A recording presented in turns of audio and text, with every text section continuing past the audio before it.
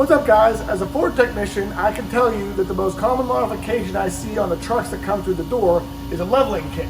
So today, we're going to be installing this 2-inch leveling kit by Rough Country. Alright, as you can see, we already have the truck up on the lift, but you can certainly do this at home with a floor jack. It would be a little more difficult, but here we go. First, we're going to remove the wheel. Here's a look at the stock suspension. The leveling kit's going to go up here above the shark. So what we found, instead of taking off these sway bar nuts, they're really hard to get off and on. It's easier just to unbolt the 4 bolts for the sway bar. So we're going to unbolt those 4 bolts and lower the sway bar down.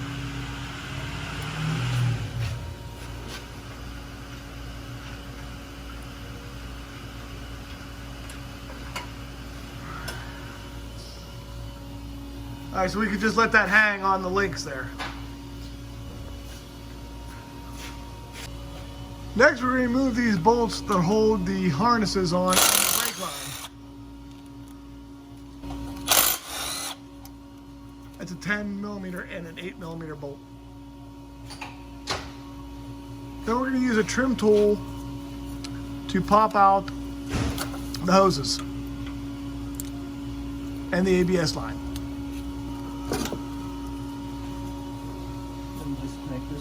And we're going to disconnect the hose from the IWE.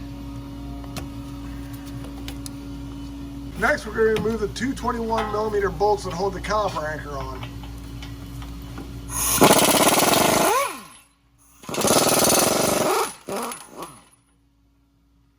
Then we can remove the brake caliper as an assembly.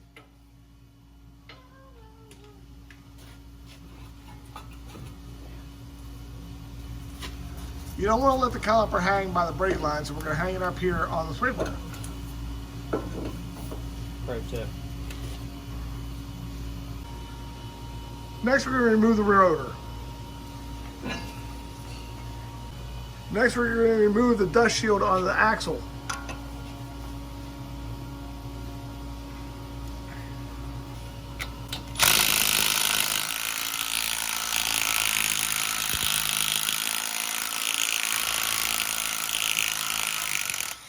Then we're going to remove the 13mm axle nut.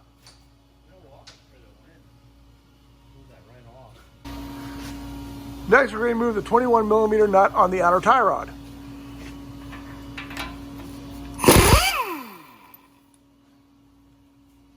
Sometimes these don't come out so easy, so you can strike this area with a hammer to break it free.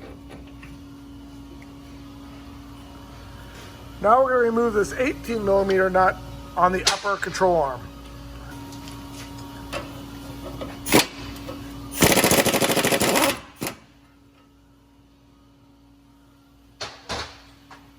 Now, it's hammer time.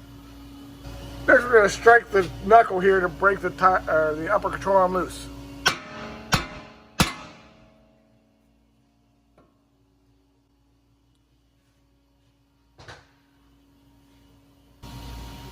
We're going to use a small punch to push the axle through the hub.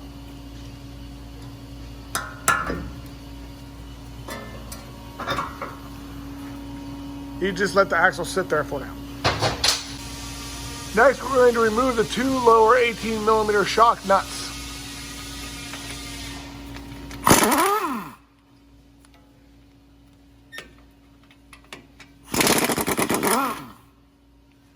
If your truck's older than a 15, you'll actually have a bolt that goes through the bottom of the shock mount. It's actually a simpler design.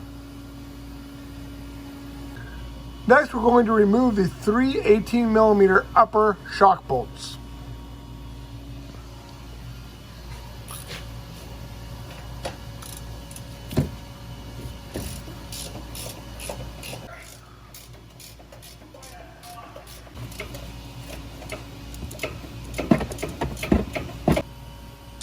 Now we're ready to remove the shock assembly from the vehicle.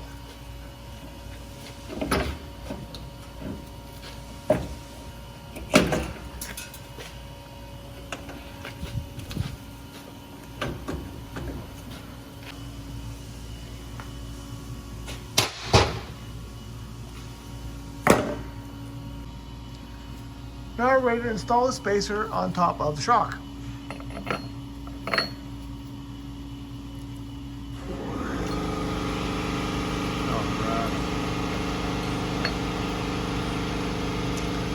We're going to install the washers and then install the 3 nuts.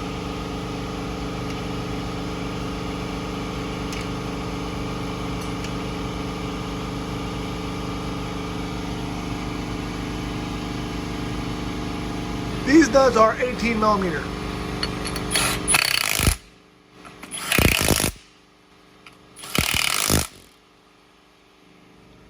Now we can reinstall the shock assembly back into the vehicle. This is the most difficult part of the job. We found over the years that sometimes it's easier to punch these studs out of the stock shock to ease installation.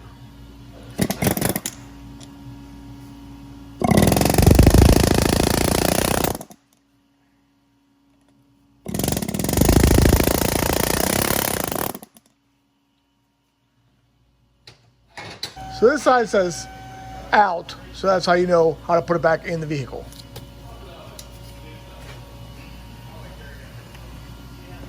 There we go.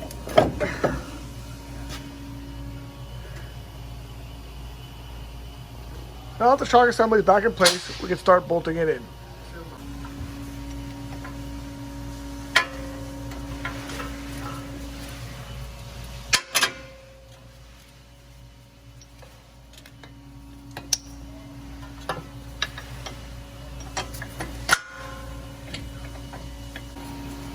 You want to be careful putting the axle back through the IWE as to not damage the rubber seal.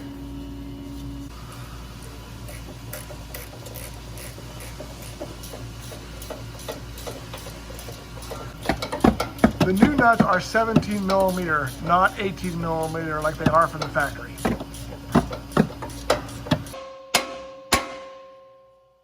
You want to make sure you have the axle slid all the way through and it bottoms out on the inside of the IWE.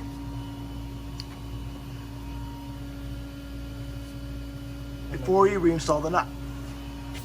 These nuts require minimal torque, so you don't want to get too crazy with an impact gun putting them back on. Always make sure to reinstall the dust cap.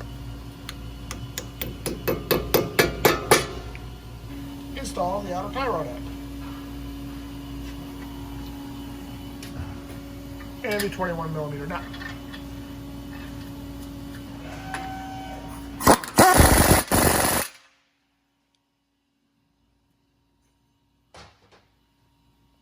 Using a large pry bar, we will depress the upper control arm into the spindle.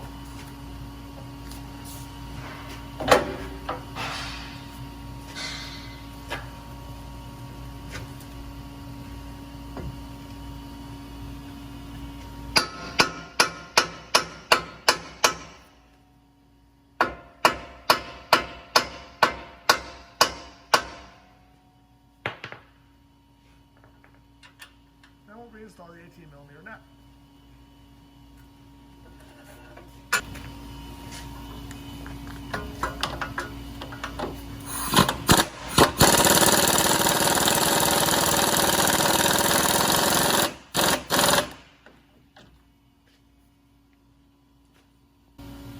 Now we're ready to reinstall the brakes.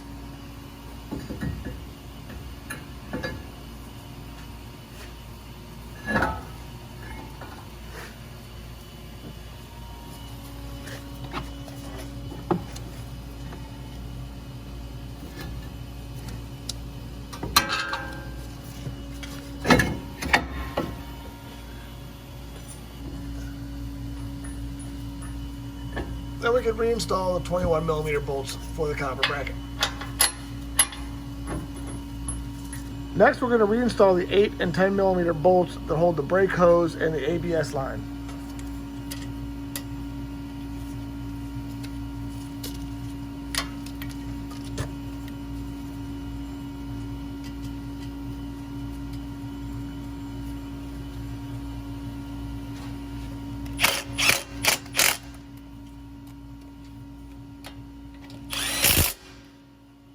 We're going to clip the ABS wire back into the brake hose brackets.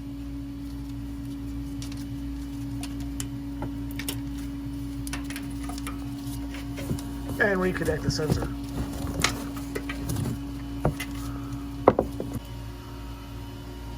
Now we're going to reinstall the nuts for the sway bar.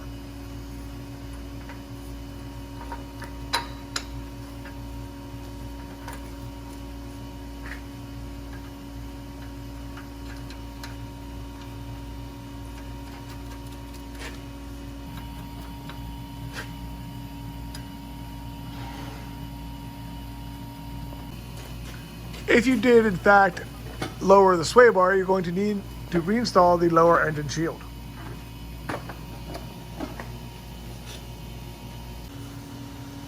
Now we can reinstall the wheels and get it on the ground to see how it looks.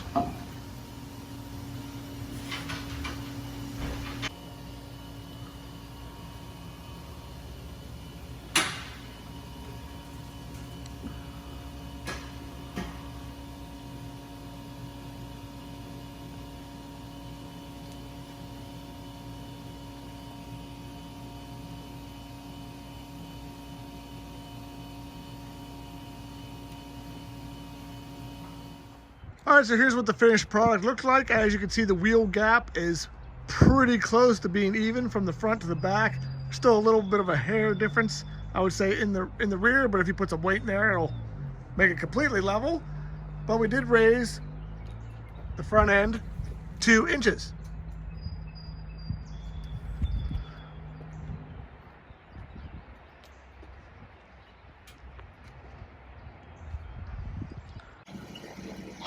After any suspension component replacement, you're always going to want to take your vehicle in and have it aligned.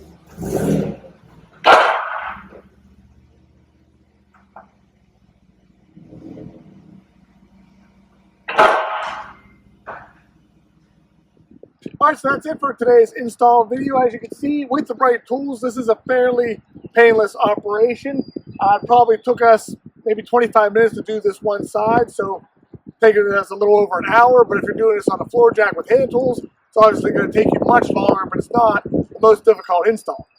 So I hope you enjoyed this video. Thanks for checking out my channel. Please subscribe if you haven't already. Make sure you follow me on Instagram. Check out my new Facebook page. And if you're looking for some Pittsburgh used merchandise, check out teespring.com. Have a great day.